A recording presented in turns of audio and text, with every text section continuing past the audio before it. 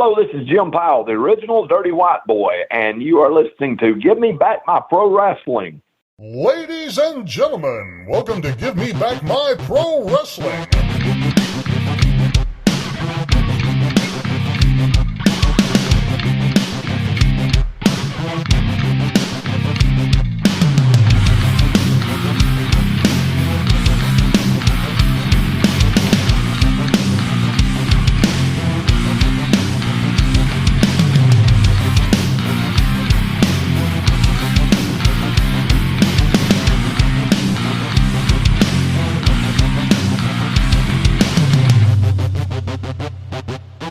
For those who don't know, now you know, baby. This is Hot Rod Biggs, Jared, Jimmy Street. We're going to take them to the limit one more time, baby, right here on Give Me Back My Pro Wrestling.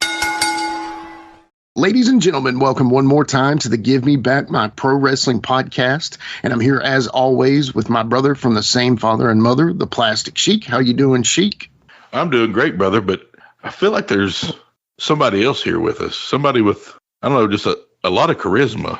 Yeah, we're adding some charisma to the podcast today, ladies and gentlemen. And great way to introduce him, Sheik. He is from the Territory Wrestling Review podcast. He is our former guest and great friend, Quentin Charisma.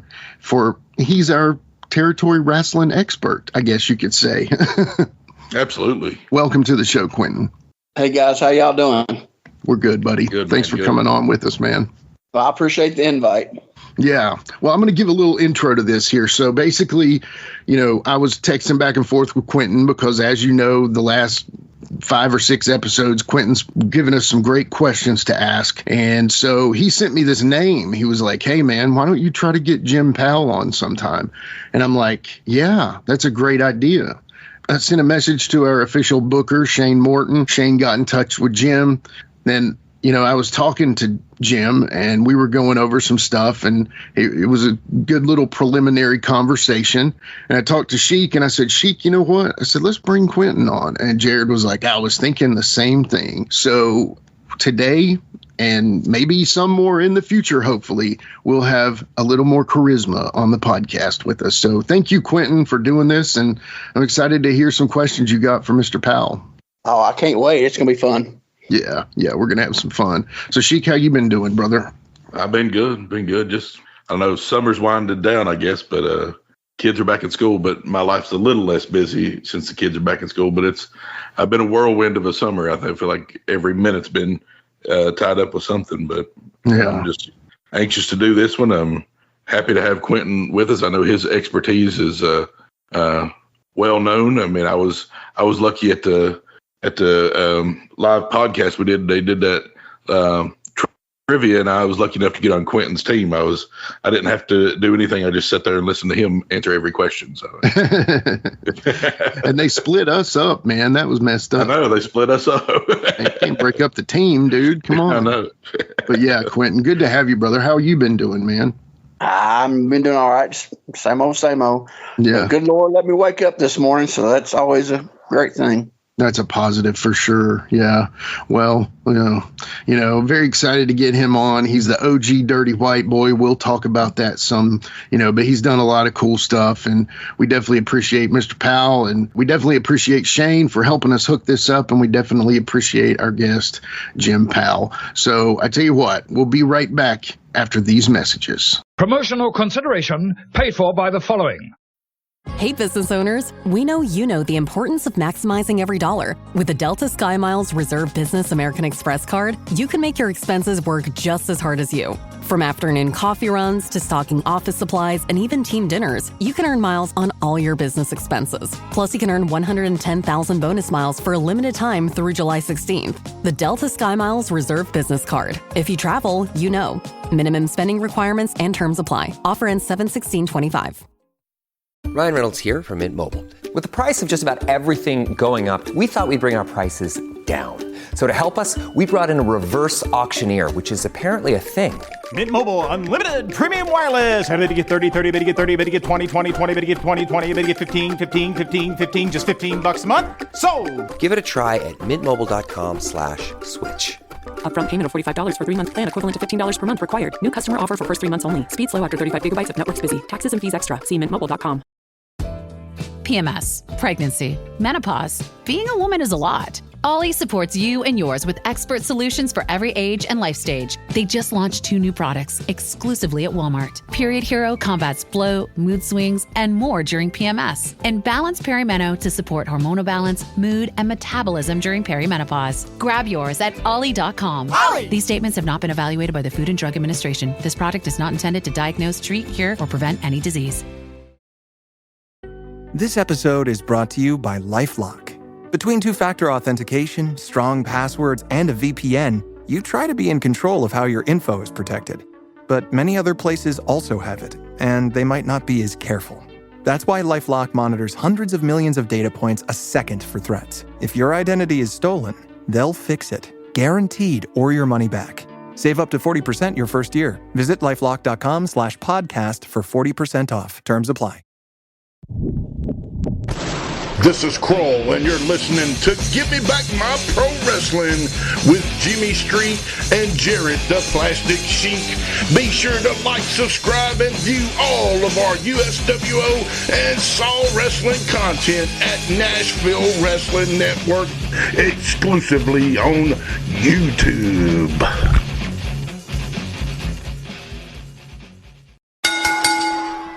All right, we are back with our very special guest today, Jared Quinton. I'm stoked about this guy. You know, when we were doing our research on this gentleman, man, you could go back so many years just to see all these incredible matches and all the great names he got to work. So I'm super stoked to get to talk to him today. Our very special guest, the one and only original Dirty White Boy, Jim Powell. Mr. Powell, welcome to the show, sir. Thank you for coming on. Hey, thanks, guys. I appreciate y'all having me. You know, I don't get asked for a lot of these kind of things, so I'm looking forward to it. Well, that is a shame, right, fellas? Absolutely, Yep. man. But, well, hey, we'll take you. You know, as we always do, we start off every show with the Sheik's favorite question. Take it away, Sheik. All right, Jim, this is just going to let the audience know kind of your influences in wrestling, who you like to watch, who maybe you kind of patterned yourself after or anything like that. But if you had a Mount Rushmore, like 4 or 5 guys in wrestling that you like, those are the top 4 or 5 wrestlers in my mind, who would that be? Well, I guess the guy, Tojo Yamamoto is absolutely my all-time favorite. That's awesome. Growing up, you know, as a kid, I watched Tojo. And then the first week that I worked for Nick Gulas, I sat in the dressing room, and he walked in and sat down beside me, and I about swallowed my tongue. But he's always going to be my number one. It doesn't matter what anybody else says. Terry Gordy was one of my best friends, and Terry helped me a lot. He was just about a year and a half older than me, and we are from within about 20 miles of each other. As a matter of fact, I rode by his mother's old house just the other day just because I wanted to, you know.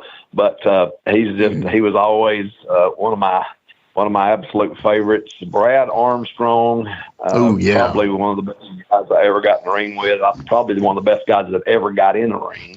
Yeah. You know, Tom Pritchard, I think was just tremendous. And these are probably some guys that, you know, I'm not talking about probably the biggest names ever in the world, but these guys are guys that made a big impact on me and on I think on the industry. And I don't know, maybe I love Gypsy Joe. Hey, there you go. He was one of the toughest guys I ever met in my life. You know, and I got, you know, honestly, I respected Tom Ernesto a lot. Yeah. And Jody Hamilton. I worked with Tom was booker for Nick Gulas when I first went there, and I worked for Jody with his first Deep South, and you know, just respected him tremendously. So all those guys, I guess I could probably go on a bunch more, but I won't. Yeah, that's a great list, though, man. Fantastic. Anytime Terry Gordy and Gypsy Joe, man, come on, let's just, you know. Yeah, absolutely. You know, it's funny, Quentin and I actually know Tom Ernesto's son, Tim. So yeah. Work shows we were with the Tim. same age. Yeah. And Tim was wrestling. I actually, somebody told the Tennessee Athletic Commission that I was underage, and so, which I was 15.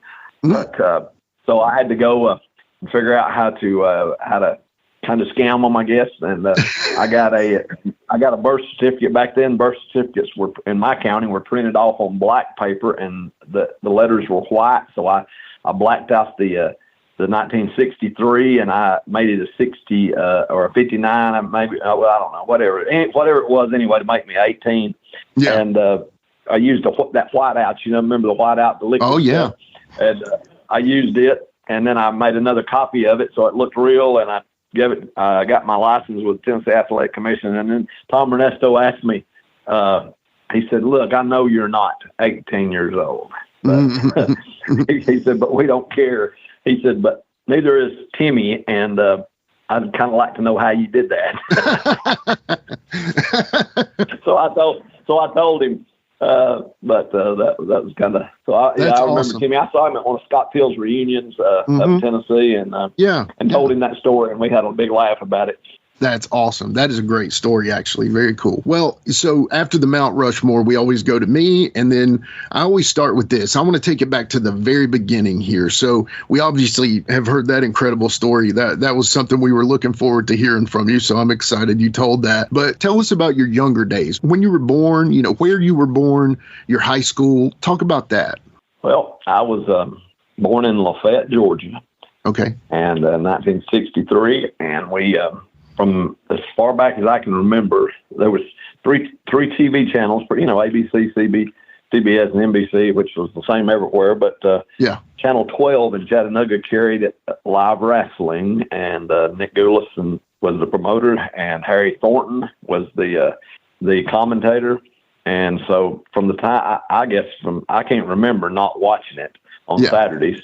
And so I went to Ringgold High School, but I was already wrestling, when I was 15. I started when I was 14, actually. But I had my mom worked for the tax commissioner's office, and Norm Veazey was one of the ring announcers. He was the ring announcer for television, where Harry Thornton was the commentator. Okay. And he owned property in Walker County, so he would come in there to pay his taxes. And Mom told him that I loved wrestling, so he gave her tickets to TV. It didn't cost to get in, but you had to have tickets because it didn't hold but 75 or 100 people, Yeah. So I gave her tickets, and they brought me up there, and they used to interview people on. Norm Veazey would walk around during one segment and interview fans, and he interviewed me and asked me who my favorite wrestler was, and I told him Tojo Yamamoto. And so that was kind of a young. I remember that being a kid, but then as I got a little older, my dad owned a business, and he had closed the business, and he had this big metal building. And Terry Gordy's uncle, J.D. Kyle, who they called Captain Hook, came down and rented the building from him to have wrestling on Sundays of all times. Back then, you didn't have wrestling around here on Sundays. Yeah. But he did, and that's where I first met Terry. He was under a mask as the Wild Irishman, and him and a guy named Jerry Mika. And so Terry became Terry Mika later. He wrestled out from under a mask in some areas. But I met them there. I met Ted Allen there. He was wrestling as Ted Atlas. He was just starting out. And I wasn't but about 12 or 13 then, I guess. But so the real Buddy Fuller, not Buddy Welch that they called Fuller, but Buddy Fuller wrestled as Buddy Atlas. He was the guy that I met there. That he was later on from Calhoun, Georgia, was the magistrate judge there and a pastor of a church for years. It was like 30 years. Oh wow! But those guys like that, and I got hanging around them, and I knew I wanted to be a wrestler. I always did. Yeah. Captain Hook kept telling my dad he'd work out with me, and he never did. So Dad got aggravated about it. Anyway, Hook, I don't know, he ran a few months there, and I never did draw, probably over 30 or 40 people actually. Yeah. But that's kind of, I got around it and got to meet them there. And then when I was 14, I'm a guy from Somerville that we knew down the road. He was going to promote a wrestling show. He'd been refereeing a little bit for outlaw stuff. That's what they called the independents back then, was outlaws. So he was going to run the Somerville Junior High School, and he knew I wanted to wrestle. And matter of fact, my dad had a little country store, and he had a building out back. and I took a bunch of 2x4s and turned them up on the edges and made me a wrestling ring, put some boards down, plywood down, and that's where I trained. That's where I learned to take bumps. Okay. And that's about all the training I had at that time. Oh, really? and Dennis Stansel, who was promoting there, he told me, he says, if you'll get you a mask, I'll let you wrestle in the first match. And I was like, oh, God. So Terry Gordy's mother was a great seamstress, and so she made me some gear and a mask, and they called me the Masked Outlaw. And I wrestled this young guy named Mo Johnson. He came down to my building, to that little shed, and worked out a few spots with me. And we had a match, and the ring broke that night.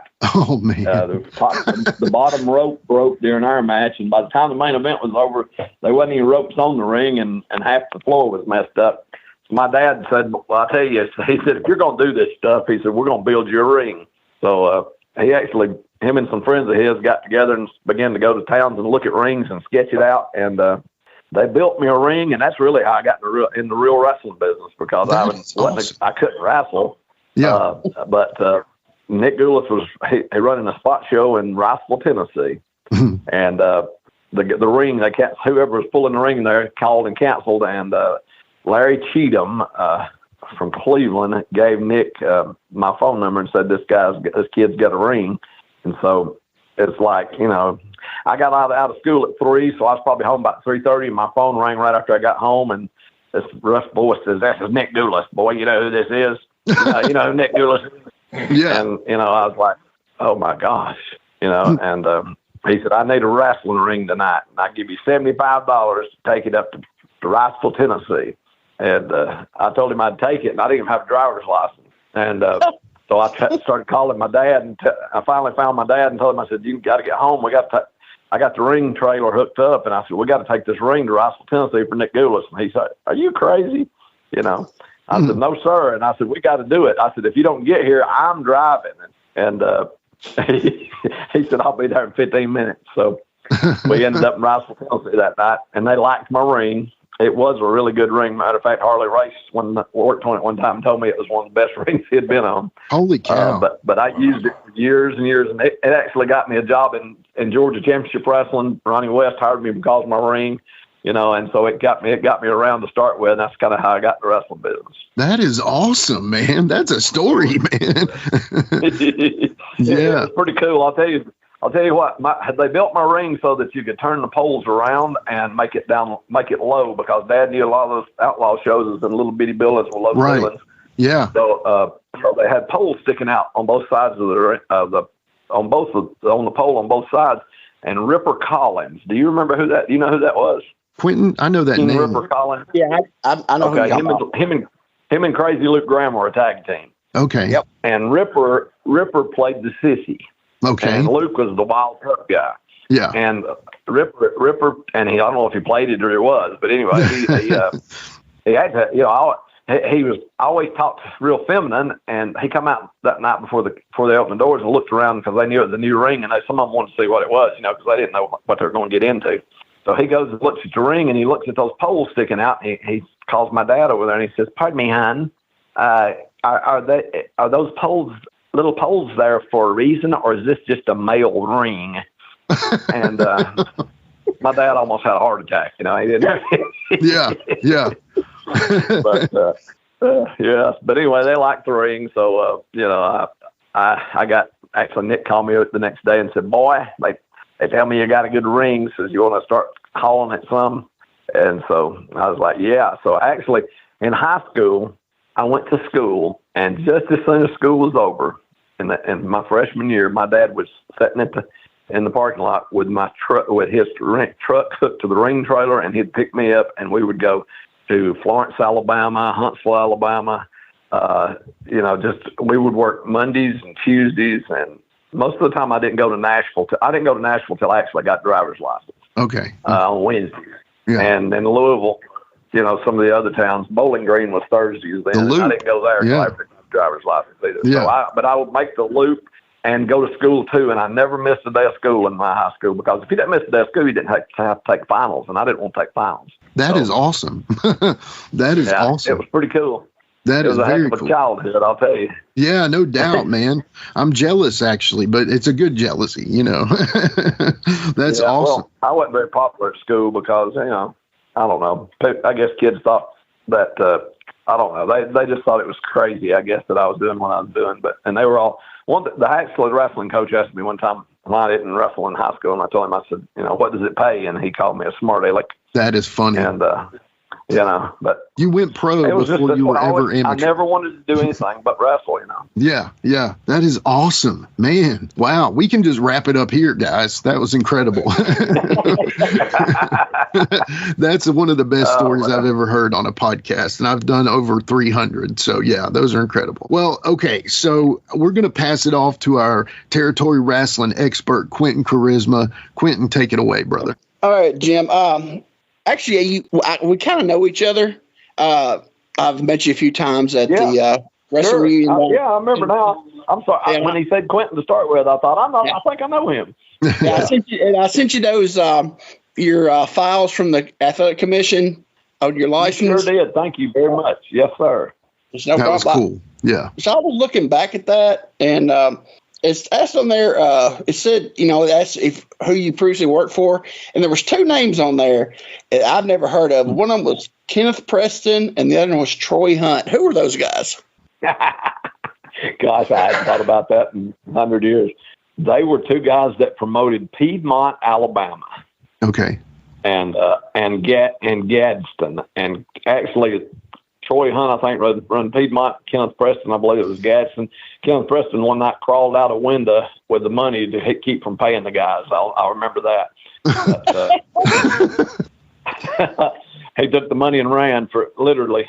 So, but yeah, that's who those were. That's funny because somebody just told me, Bo James just told me that he found the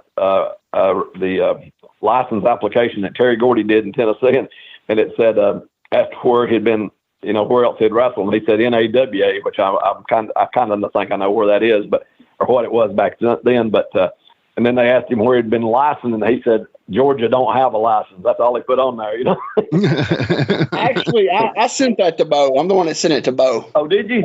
Yeah. Okay. Oh, nice. Nice. That's awesome.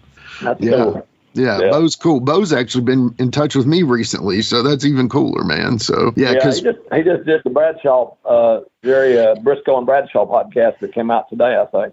Yeah. So, well, I'm originally from the Bristol area, just in the Virginia side, and I love East Tennessee wrestling and stuff. And Bo's the expert on that. He knows it all on that. So I always say that Quentin has forgotten more about Middle Tennessee wrestling. Well, Bo has forgotten more about East Tennessee wrestling than we know. But anyway, it blows my mind. Yeah, it's cool, man. Well, that's cool. I'm glad we found out who Kenneth Preston and Troy Hunt were. That's awesome.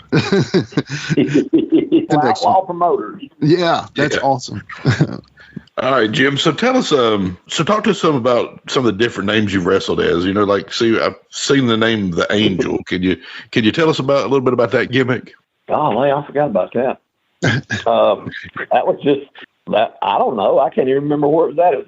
Miss Gordy made me a white outfit with a white mask, and I had I already had got a pair of white, Carl Hildegard boots back then, and so I worked on some shows as the Angel. I'm not really sure why, but I remember doing that. Now I forgot that.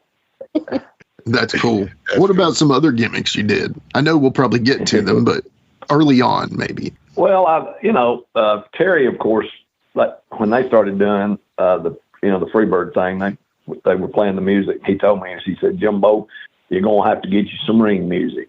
He said, it's going to be the biggest thing they ever was. Because they were the first, right? So that's awesome. Yeah. Yeah. So you tried 100 different things since since Freebird was Leonard Skinner. I did. I don't remember what I played. Tuesday's Gone. I don't know what that meant. I don't know why I did that. I used that for a while. They called me down in those outlaw towns in Boaz and Albertville. I was like Stardust or something, Okay. And I'd come out with Miss Gordy had made me a red long robe all the way to the floor, and I would throw glitter up in the air.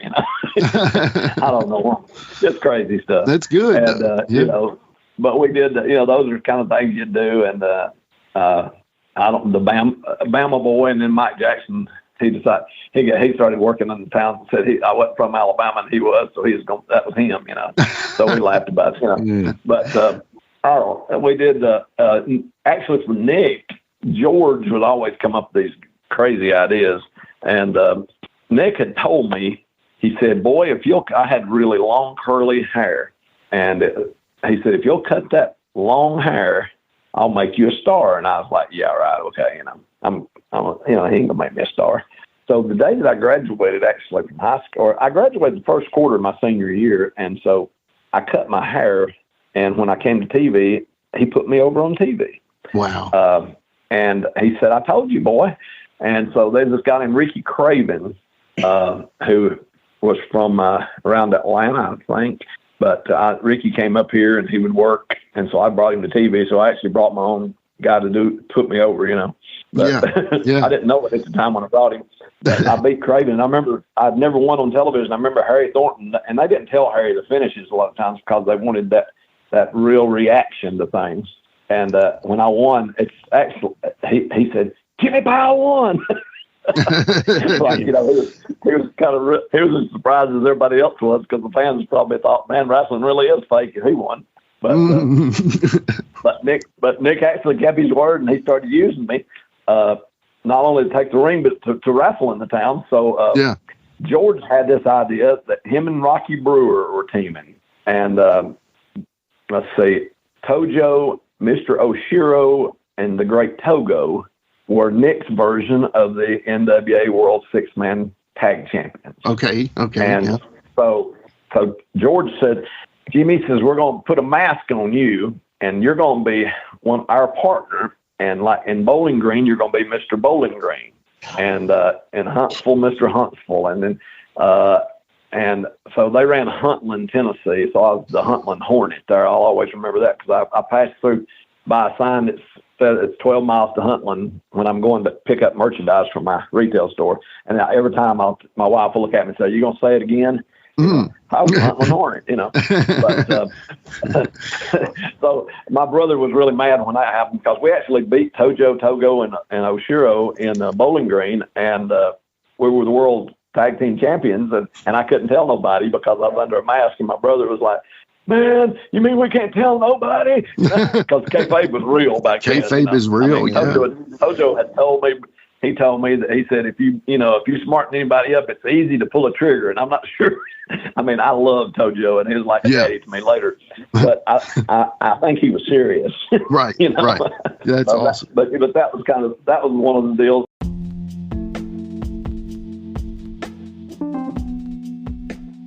And now a word from our sponsor. It's summer. Time to enjoy long days, lazy nights, and great food. Because Uber Eats has deals all summer long. So, when hunger strikes, don't sweat it. Delicious deals are just a tap away on Uber Eats. Enjoy all your favorite grocery items delivered straight to you. Get ice cream, soda, and snacks from your favorite stores like Wegmans and CVS, and make the most of every moment. Now that sounds like a good summer. Order now on Uber Eats. Terms apply. Product availability varies by region. See app for details. Walmart Business saves you time, money, and hassle, which means you can focus on what really matters. Like putting the money you save back into what you do. Spending more time training your team, filling orders, and finding new clients. Anything and everything, right down to... Oh, that's one. Choosing the best hold music. Walmart Business. It's the Walmart you love. Now for your business. Learn more at business.walmart.com. Ladies and gentlemen, welcome to Give Me Back My Pro Wrestling, the podcast that's based on the old school but can still help you find the good stuff from today. Jimmy Street and the Plastic Sheik, Jared, are the undisputed tag team champions of the wrestling podcast world. From thought-provoking topics to superstar interviews to action figure expertise. This team does it all, and all they ask is, give me back my pro wrestling!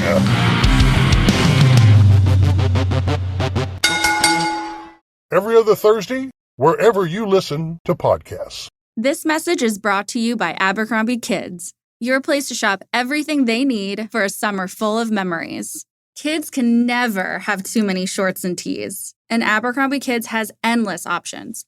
Planning a water park or beach trip? Get them new swim with next-level comfort. Summer's calling. Answer with Abercrombie Kids. Shop in-store, online, or in the app. Are your business expenses playing hide and seek? With Uber for Business, the small spends that slip through the cracks, like rides and meals, go right where you need them. Because it integrates with leading expense platforms, you can say goodbye to surprise costs, missing dollars, or chasing receipts. Everything's track downable. Uber for Business. Make small steps that make a big impact. Learn more at uber.com/small steps. Well, then after I hadn't been, just as soon as I graduated, I moved to Nashville, and Nick sold out. Yeah. He sold out. And so when he sold out, I thought, oh gosh. So I sent a resume to Bill Dundee in Memphis. He was looking for Jared, I think, at the time. And then so Tojo put in a good word for him. He went over there because Tojo stayed with Nick till the very end. Yeah. Even though him and Jerry were really close. And so he went over there and he put in a good word for me. But at the same time, Candy Devine, a lady wrestler in Nashville, I had got to know her, and she had was going to Detroit to do a spot for the Sheik. Yeah. And I rode up there, and he ended up hiring me. And so he wanted me to be Tex McKenzie Jr. Because Sheik had worked against Tex McKenzie in the 70s, and so I didn't even know who. I'd seen him in magazines, but I'd never seen him. Right. So I had Miss Gordy again make me a Texas outfit, and I actually ended up going there, and Bill Dundee hired me in Memphis too, and somebody sent me a few years ago. Rose, Candy Devine's sister, sent me a newspaper clipping. Me and Rick McCord were advertised as a tag team in Nashville, and I didn't go. I can't. So I called him and told him I wasn't coming. Yeah. And so I went to work for the Sheik, and it was the Sheik was a terrible payoff guy, but he was absolutely. He was another one of my heroes because I loved his crazy gimmick, and I got to work against him every night just about. And then he took me to Trinidad and Tobago and to the West Indies and South America, and I was just young, really young. Yeah. So I was 18. I was 19, I guess, by then. But and I got to work with Mil Mascaras over there, and and Dos Cadra. And Louis Martinez, me and Louis Martinez were buddies because he was a babyface, but I had worked to heel in some other places against Louis too. But there's just so many of those guys that were over that Sheik was carrying to those towns, and I didn't know we were running opposition to the office, and the office was Carlos Colon. And later on, I thought, man, somebody could kill us. Right. You might not make it off that island. Yeah, because Sheik didn't care. He didn't care. He'd do anything. Right. But it was, and so Bill Dundee later, when I went to work for Jared later on, Bill asked me, he said, that was really a stupid move to go to work for the Sheik. I said, well, Bill, it might have been. I said, but I learned a lot. Yeah. And, I got to see a lot of the world with one of the most, famous wrestlers in the business ever. In the 60s, 70s, 80s. Especially from his time, he was one of the most popular as far as known, so that was great, man. Let me tell you a story. Please. Yeah. I was working for the Sheik, and he was kind of dwindling down, but his son was booking a lot of the stuff, and I was still working a little bit. He wasn't running a lot as much as he had been. I moved to Dearborn, Michigan to start with.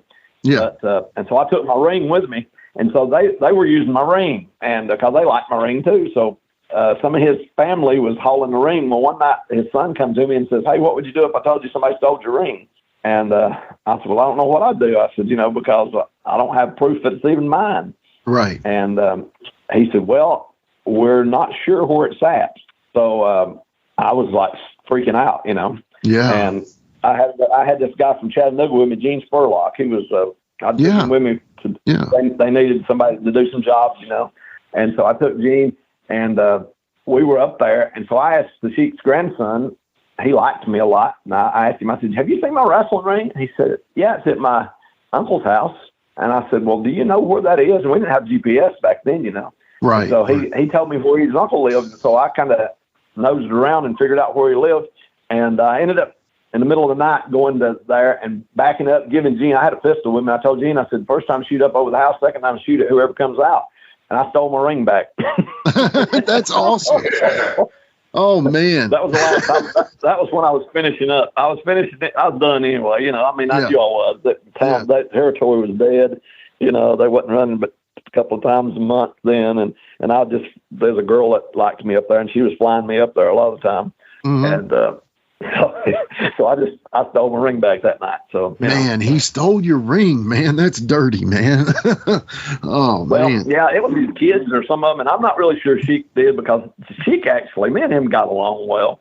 Yeah. And I'm not sure that it wasn't just because one of his boys was, I can't even remember their names now. Yeah. But I didn't, he was really a crook. Gotcha. I'm not real sure. Yeah, that Ed actually did it, but I think Junior did. Man, I know Junior did because I sold it back. Somebody had it, right? Mm-hmm. Oh, man. This question actually it comes from back when I was in the early 90s when the tape trading was real big, and I got a tape one day from a place in Pensacola, Florida. 1986. Never heard of this promotion before in my life. It's called All Star Wrestling. And I put it in, and I was watching it, and there was you with a video of the Dirty White Boy on there. Give me a little rundown on that, the promotion, because I know eventually Rip Tyler come in and took over the town and made the WOW. But give me a little information on that All Star Wrestling. It was pretty much the same guys. Flash Monroe, what was his name? Gene Dundee. Yeah. Those guys were running down there, and Bob Kelly, and there's a couple of those guys, the old timers, I forgot their names now. I can't believe it. But they were running, and was Austin Idol on one of any of those?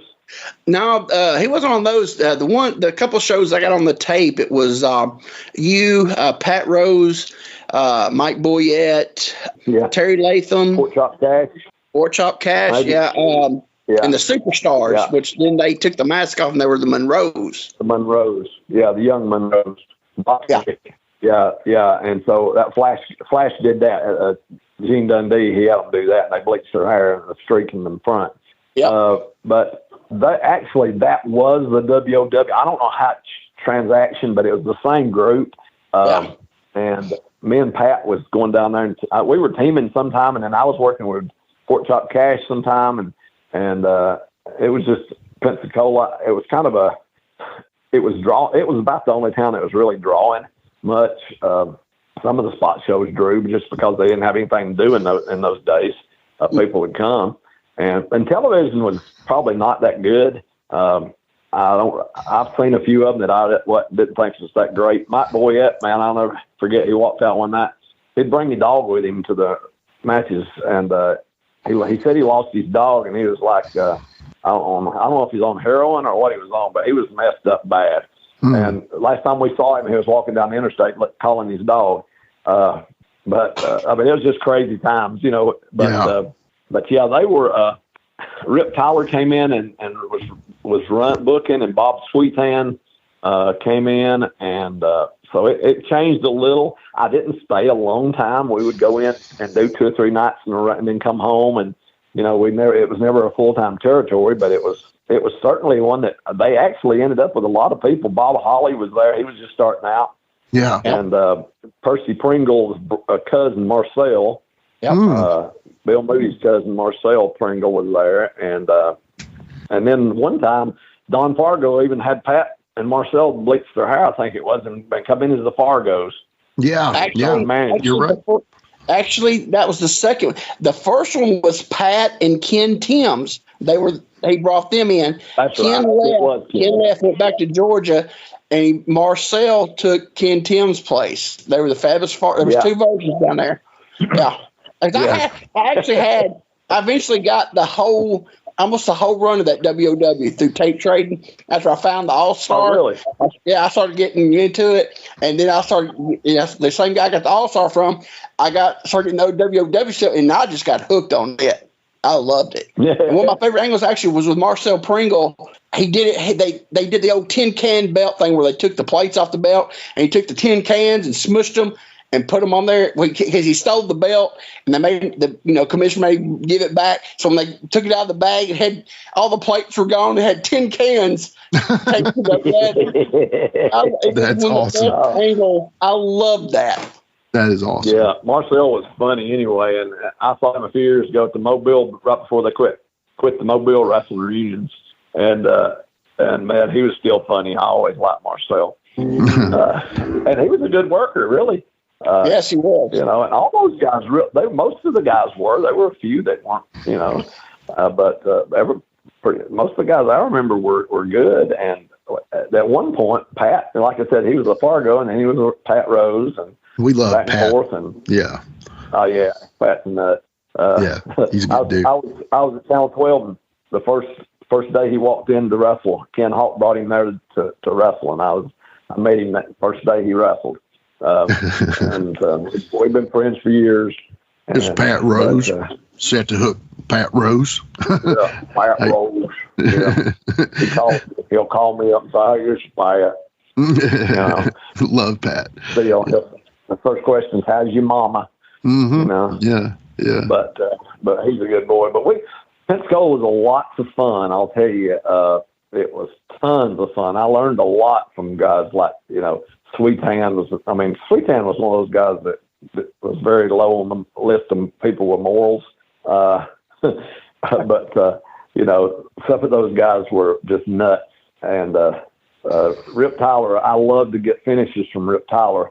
He would give you a finish and he would just lay it out, man, and he would just lay it. He'd have everything thought out all the way. He wouldn't choreograph a match, but he got so into his finishes, laying them out there. And he would always, if my finish at one time was like a clothesline, like Superstar Billy used to do, where I'd throw my legs out in front of me and hook the guy, and bring him down. And he called your finish your Geo flirt. I don't know where that come from, but he'd say, when you get ready to, he said, you hit him with your Geo flirt. And first time he said that, I thought, what in the world is a Geo flirt? And then I learned that that's just what he called everybody's finish. It didn't matter what it was. A sleeper was a Geo flirt. And but it was just fun, and I learned a lot from those guys because Pork Chop Cash was so smart. He knew he's so over with the crowd, and I was the dirty white boy. Mm-hmm. So in those days, that was the way to go. Nowadays, they wouldn't even use me now. I mean, it wouldn't be politically correct. Right. Right. Tony wouldn't have a job. Tony proved that when he went to New York. He had to be a plumber or something. A plumber, yeah. But, a joke. It's horrible, Yeah, yeah. But, but back then it was, you race stuff you used. I mean, that's what it was. I mean, it wasn't that we were racist. I loved Pork Chop Cash, but I did some dastardly things to him that were very racist, Right. And, he bust a watermelon over his head and tie a rib around his neck and, I mean, just crazy, awful stuff, and people wanted to kill me, Yeah, I bet. I mean, I said a bad word on the microphone and it's Pat Rose's fault. He dared me. Because Pork Chop had this juking music. All I got to do back then was just dare me and I'd do it. And so I grabbed the mic and said something about his music and I got suspended from Pensacola. Wow. And really suspended, not a work. And so when I came, finally they let me come back after a few weeks, and I just went out there, and when the bell rang, before the bell rang, Pork Chop jumped me. He beat me. I got color for him. I bled all over the building. I never threw a punch. He threw me in the ring, pinned me 1, 2, 3 right in the middle of the ring, and killed. And then, of course, the next week on TV, I come back out and got my heat back. Wow. But that's but awesome. I had to be able to get to come back to work there because the locals were pretty upset about it. The authorities, not the fans. Yeah, that's crazy. What does every USAA member have in common? Family. We're one big family who supports the military community and their eligible families. And if you, your parent, or spouse served, you could join our family and save big on auto insurance. Visit USAA.com/join today to check your eligibility. Membership eligibility and product restrictions apply and are subject to change. USAA means United Services Automobile Association and its affiliates, San Antonio, Texas. Smart Water Alkaline with antioxidant. 9.5 plus pH, now in cans. Refreshing. Made for every way you move. Should I run a marathon? Let's start with finishing that water. Smart Water Alkaline with antioxidant, now in a sleek can. For those with a taste for taste. Grab yours today. Whatever the occasion, effortless elegance is right this way. Because Hilton brings you new ways to stay courtesy of the Nomad London. And it doesn't stop at award-winning dining in a space draped in velvet and illuminated by vintage chandeliers. No, this day goes beyond with unparalleled personalized service and attentive hospitality. Oh, and did we mention the Nomad London can be booked using your Hilton Honors points at Hilton.com? Hilton, for this day. Are you a pro wrestling fan? Well, stop by Captain's Corner, where you can get autographed photos, cards, magazines, and figures from all of your favorite wrestling superstars of the past, present, and future. You'll also be able to participate in live signings in the weeks and months to come. Make sure to stop by Captain's Corner on Facebook and give us a holler. Remember, cheers to the working man. Around May of '87, I've always wanted to know this too, because you hear stuff through the years, stories they get all messed up. But in '87, you and your brother went to work for Fuller and Continental. Okay, and the story I've heard for years that's been around going that actually y'all wasn't booked at first. It was the Mod Squad, the Jeffers brothers, and they didn't take the job, but they already put publicity and did the stuff on the TV. So they brought you in as the Mad Squad. Is that true? That is correct. I believe they went to work for Crockett, and Ronnie West and I were good friends by then. And Ronnie was helping them book, and so he called me one day and he said, "Jimmy, have you got a partner?" And I said, "Well, not at the moment." And he said, "Well, listen, man, we're kind of in a bind." He said, "I had the Mod Squad booked down here, and they're going to work for Crockett, and we need a tag team." And he said, "We've got all the posters out for Mod Squad." And he said, and I said, "Look, I'm not coming in there as somebody else's name, Ronnie." I said, "Because I've already been through that, with the Dirty White Boy stuff." Yeah. And I said, "I'm not doing that." And he said, "Well, what do you think?" He said, we got to get close. He said, "We don't want to have all these outlaw shows down here is advertising people that's not there and all this stuff." And I said, well, Mod Squad. I said, "Well, what about Mad Squad?" And he said, "Mad Squad? Oh, we can just say it's a typo on the poster." Yeah. And I said, "Yeah." He says, "Okay, now who's your partner going to be?" And I said, "Well, my brother just got out of high school." And he had never, he'd just been in the ring with us, but he'd been to state 2 or 3 years in a row in high school wrestling. Yeah. And I said, "But he's a shooter. He can work." But I said, "He can work a little bit." I said, "He's never been anywhere." And he said, "It don't matter. He said, if you vouch for him," he said, "it'll be all right." He said, I'll call you right back." So he called me back in about 15 minutes. He said, "All right," says, "you guys start in Birmingham TV. And it's you and your brother. You are the Mad Squad." So I called my brother and I said, "Listen," "we're going to Continental." And he said, "What?" And I said, "Yeah, we're going to Continental." I said, "Ronnie West just hired us as the Mad Squad." And I said, "Me and you, and we're going to work with Danny and Ken, the Nightmares." And he said, "Man, I can't believe this." And I said, "Well, believe it." I had carried him to Pensacola a couple of times. He'd wrestle under mask as a rock and roll kid, while he's still in school and things like that, But he'd never been anywhere, like to work full time or nothing. So we started and we worked. And actually, the whole deal with me and Berger and Kenny and the Nightmares, Danny and Ken, were that we were going to work an angle. And then Ronnie told me, says, "There's a tag team tournament coming up for a car." And says, Danny has just bought a new car. And so, hey, they're going to win it, but we're going to do an angle with you guys, you know, where y'all bust the lights and the windshield and things like that. And I said, okay. So anyway, we ended up working for a few weeks, and it was hilarious because the first time we did interviews, I did all the talking, and Gordon Soley said, can't your partner talk? And I said, well, he never has. And he looked at me real funny. And I said, well, he never has. And so he told my brother, he said, let me tell you something, Burger. He said, you go back to your motel tonight, to your apartment, and he said, you get your hairbrush, and you stand in front of the mirror, and you take a watch with a second hand and get you about 10 or 15 seconds worth of stuff you can say comfortably. He said, because your brother can handle the rest of it. You know. That's awesome. Burger never was a big talker anyway, but he did that, and that's what we would do. But Ron, you know, his business normally, like Bob Armstrong would book some months of the year, and then Robert would book some. Ron, when I never met Ron the whole time I was there, he was never at a show. Really? Yeah, Ronnie West was kind of was taking care of things. Well, Robert, it was his time to come back in, and they were baby faces. Him and Jimmy Golden. Oh yeah. And so me and Ken, you know, or me, the Mad Squad and the Nightmares were really. It's starting to chime, you know, and Danny. He came back to the dressing room and he told me, he said, man, I'm going to tell you, word is that y'all are not going to bust the windshield out of my car. Word is that Robert and Jimmy are going to turn heel and they're going to do it. And he said, I believe they're going to finish y'all up. And I said, are you kidding me? He said, no, and I'm sorry. Because, I mean, Burger and Kenny had been going 45-minute Broadways. I mean, they were wrestling, you know. Yeah. And it was getting old.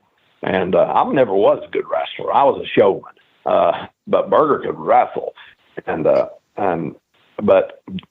did. That's what happened. Robert came in, they turned heel, and, you know, Robert and Jimmy, the week before they turned heel, they ended up booking Robert booked themselves against us in the towns and beat us. And then the next week they turned heel, you know. And so that's awesome. That was the end of the Mad Squad. Yeah. That was the IROC Camaro tournament. That's right. Yes, that's right. Man, look at you go, Quentin. I love that. Well, why don't you take the next one, Quentin? Yeah. I was looking through some stuff, and back when you were just started with Gulas, they I guess it would have been All Japan office sent over Tenru to the United States, and he worked a little while for Gulas. Was you ever on any of the shows with Tenru? Did they call him Tenru? Yeah, actually they did. He was actually called Tenru. I looked up all the things I looked at. They actually according to all the stuff I saw on the internet, which I mean that might not be true, but they all did say. Yeah, with Nick, who knows? Yeah, it's true. I don't remember wrestling, but I know who Tenru is, and I think maybe in Georgia one time I was on a card with him, but I don't remember ever being on a card with Nick. The only ones were Oshiro and Togo. Okay. Yeah. Oshiro was an extremely nice man, Japanese man, and Togo was a nice guy. I think he had been a sumo wrestler and lost some weight. But Tojo brought him in, and Tojo, I love Tojo, but he was bad. And sometimes he wasn't as good as the Japanese guys as he should have been. You would think he would be, but I know you really would, but he wasn't sometimes. But I would have done anything. I love Tojo to death, and he helped me a lot. But that's the truth, you know. And I don't remember Tenru being working for Nick. I really don't remember him ever working for Nick, so I don't know, you know. Okay. It probably, you know, the more I think about it, you said it, it probably wasn't really the Tenru working for Nick. That's probably, you know. Who knows, right? Yeah, well, he's been known, you know, I was Superstar Billy Graham one night. Well, actually, they had him advertised in Chattanooga. I'll never forget. And, you know, it was like August, and Ronnie Gossett said, "We regret to inform you that Superstar Billy Graham has been snowed in at an airport somewhere out west, and but we've got a great replacement." And here I come out, and everybody booed me out of the building. You know, that was embarrassing. Nick was known, and he would advertise Fargo, or Gossett would say, Nick Gulas is already working to book the fabulous Jackie Fargo next week. He wouldn't say he was booked. He was just like he was working to book. He's working on it. You know? Yeah. Yeah. That's awesome. I love those terms, man. Do that. Yeah. Yeah, he'd do that a lot. And Gossett was great at talking anyway, so he could make you believe anything. And that's why they always have on the signs and posters cards subject to change, right? I mean, come on. Yeah. And then my name was usually at the bottom posters too. It said plus one other match a lot of times. So.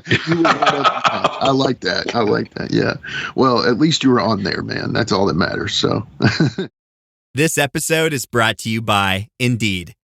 When your computer breaks, you don't wait for it to magically start working again. You fix the problem. So why wait to hire the people your company desperately needs? Use Indeed's sponsored jobs to hire top talent fast. And even better, you only pay for results. There's no need to wait. Speed up your hiring with a $75 sponsored job credit at Indeed.com/podcast. Terms and conditions apply. The new McCrispy Strip is here. Dip approved by ketchup, tangy barbecue, honey mustard, Sprite, McFlurry, Big Mac sauce, double dipped in buffalo and ranch, more ranch, and creamy chili McCrispy Strip Dip. Now at McDonald's. Ba-da-ba-ba-ba. Jif peanut butter. It's that Jiffing good. It doesn't really need advertising. So instead, enjoy the calming sounds of the ocean.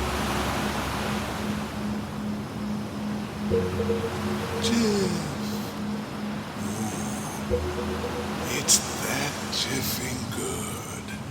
Get your Jif at Jif.com. Hey everybody, Gene Jackson here, inviting you to check out the Retro Wrestling Review, where each week I'm joined by some great co-hosts who help me review classic episodes of USWA Championship Wrestling, and right now we are doing week-by-week reviews of 1993. But we don't just do reviews, sometimes we get a chance to interview some of the people who were there and lived it, plus do watch-alongs. It's a lot of fun, so check out new episodes that drop every Wednesday at WrestleCopia.com, and to find links to everything associated to the podcast, you can go to USWApodcast.com. Hi, this is Mike Needham, host of the Reckless Abandon Podcast with Mike Needham. We invite you to jump on your favorite podcast platform and search for the Reckless Abandon Podcast and give us a listen. I'm sometimes joined by a part-time podcaster, part-time co-host, and full-time wife, Tiffany Nicole. We talk wrestling, we talk pop culture, we talk local events, local happenings in West Tennessee, and a ton of other stuff. But be sure to check out the Reckless Abandon Podcast. Find us on Facebook. Also, look up the Microgroup Podcasting family on Facebook and see some of our other podcasts we have out there. Until next time, make good choices, and always remember, no dollar, no dice.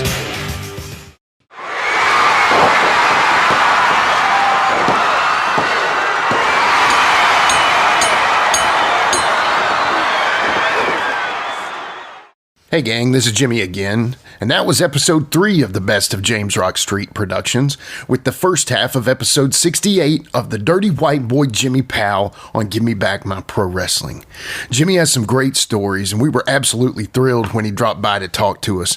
He's an absolutely great person. You can hear the full episode over on @GMBMPW or Give Me Back My Pro Wrestling, wherever you listen to podcasts. I also will include the link in the notes of the show below.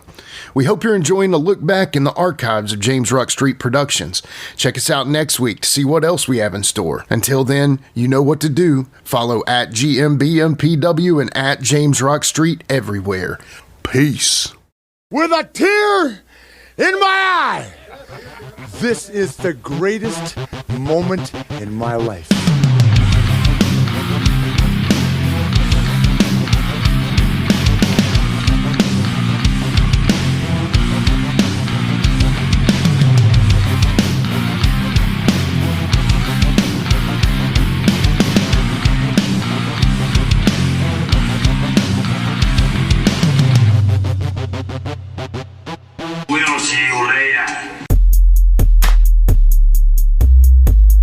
This has been a James Rock Street production.